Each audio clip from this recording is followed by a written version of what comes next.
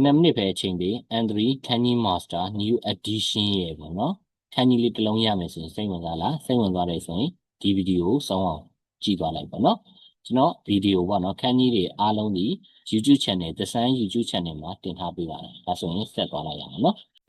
N3 Canny ပေါ့နော်ကြက်ဖို့ခက်နေတယ်ဆိုရင်အခုဗီဒီယိုကိုကြုံသွားနေကြည့်သွားလိုက်နော်ကျွန်တော်တော်လုံးလုံးတက်လုံးလုံးပညာဒနာလောက်တာမဟုတ်ပါဘူးအတန်တကယ်လို့မှားခဲ့တယ်ဆိုရင်ခွင့်လွှတ်ပေးဖို့ကြိုတင်ပြီးတော့တောင်းပန်အပ်ပါတယ်အားလုံးမင်္ဂလာပါဗျာကျွန်တော်နာမည်ကတော့ရေသူရင်းဆိုဖြစ်ပါတယ်ဒီနေ့ The Sun Education ရဲ့ founder လေးဖြစ်ပါတယ်ဒီနေ့ကတော့ Canny Master ပေါ့နော် New Edition ရဲ့33လုံးမြောက်လေးကိုကျွန်တော်ပြပြပေးပါမယ်33လုံးမြောက်လေးကတော့ကျွန်တော်တို့ကသူ့ရဲ့မှတ်ပုံမှန်နေတော့ကျွန်တော်မပြောတော့ဘူးသူကလွယ်လွယ်လေးပေါ့နော်အပေါ်မှာကျွန်တော်တို့မျက်ပင်ပါမယ်ပြီးတော့ရင်ကျွန်တော်တို့ရေလေး30ပါမယ်ပေါ့နော်ရေလေး30ပါမယ်ဒီလက်ပုံလေးနဲ့ရေပုံ30ပါမယ်ပေါ့နော်အဲ့ဒါပြီးတော့ရင်ကျွန်တော်တို့ကတစ်ပင်ပုံလေးပါနော်